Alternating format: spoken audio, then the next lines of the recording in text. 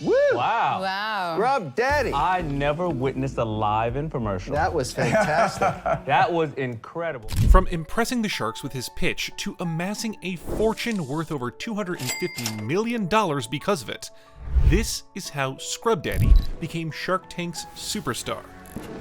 And this is the man behind it, Aaron Krause, a self-made inventor whose journey began long before he had any idea what a Scrub Daddy was. While other kids were handed toys and treats, Aaron had to earn everything.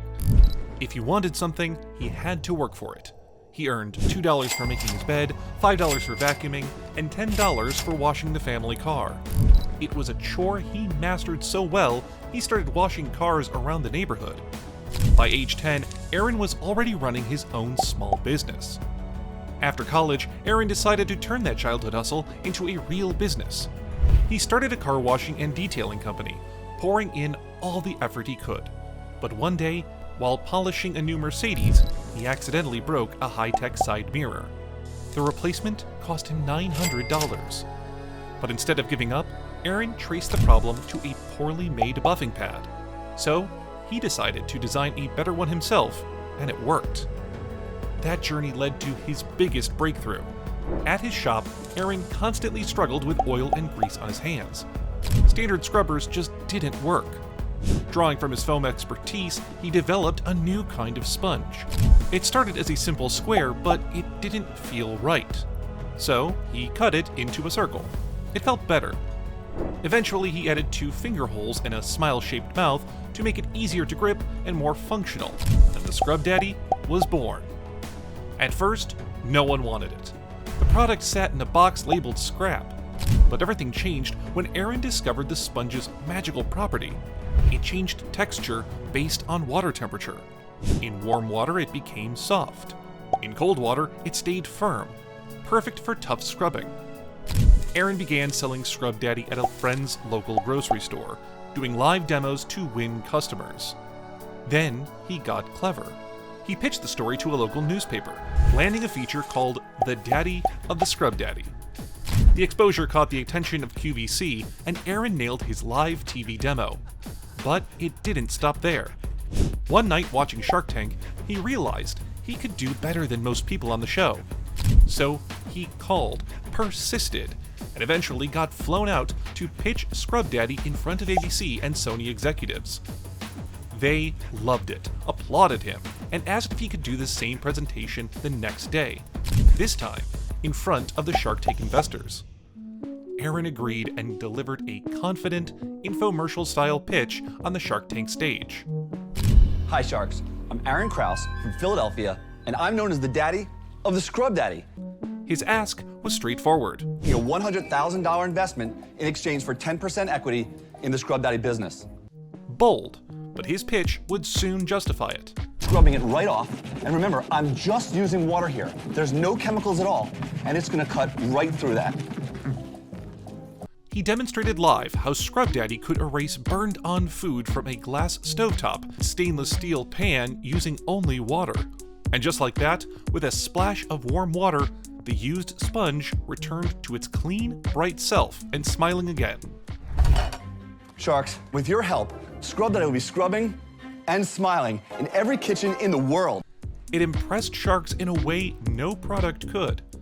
Woo! Wow. Wow. Scrub Daddy. I never witnessed a live infomercial. That was fantastic. That was incredible. Beyond the product demo, Krause came armed with traction. At the time of his pitch, Scrub Daddy had already generated over $100,000 in sales in just 4 months, mostly via QVC and a handful of local supermarkets. They've invited me back over and over, and every time I go on, they reorder 30% more than the last time. Importantly, he had 18 years of experience and was seeking the investment to scale production through his own manufacturing facility. Yet, not all Sharks were immediately convinced. Like, based on it costs 2 cents to make in China. That's what she's thinking.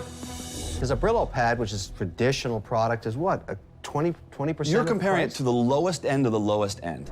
And others like Mark Cuban didn't buy into the retail vision and bowed out. You are the Scrub Daddy, but I'm not a scrub pimp, so I'm out.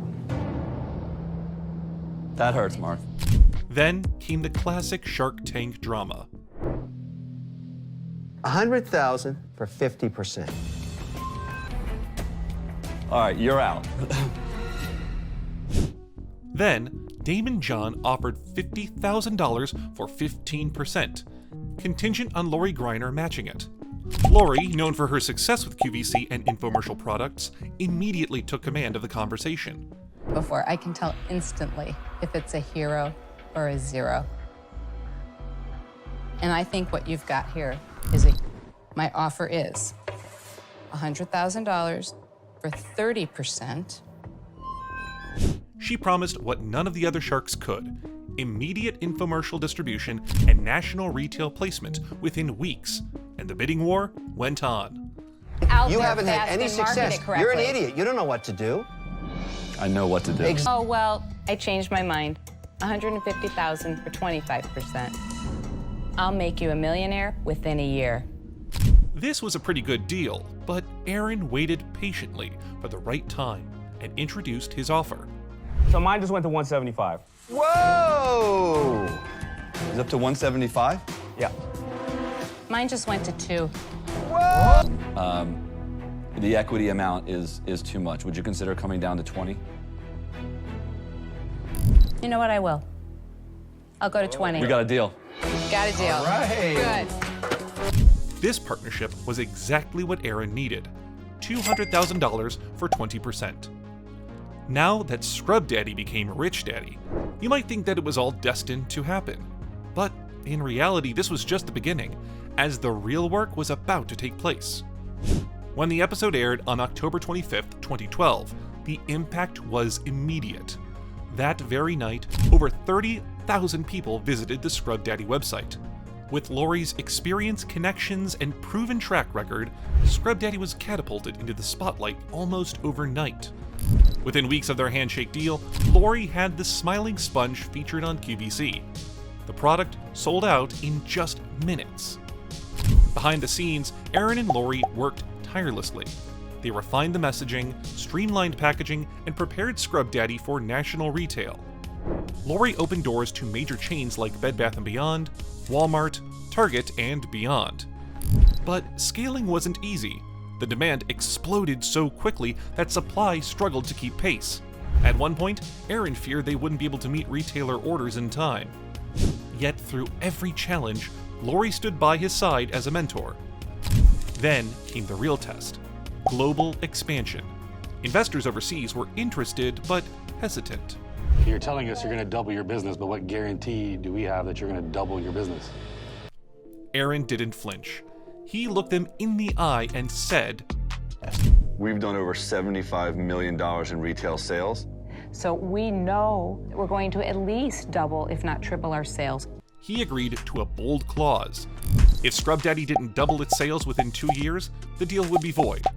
The countdown wouldn't even begin until new manufacturing facilities were up and running. That bet paid off. From a single product and $100,000 in early sales, Scrub Daddy blossomed into a full-fledged household brand. 10 years later, the company boasted over 160 different products across categories, 273 employees, and distribution in 257,000 retail locations. Their total retail sales crossed $670 million, making Scrub Daddy one of the top 5 grossing products in Shark Tank history.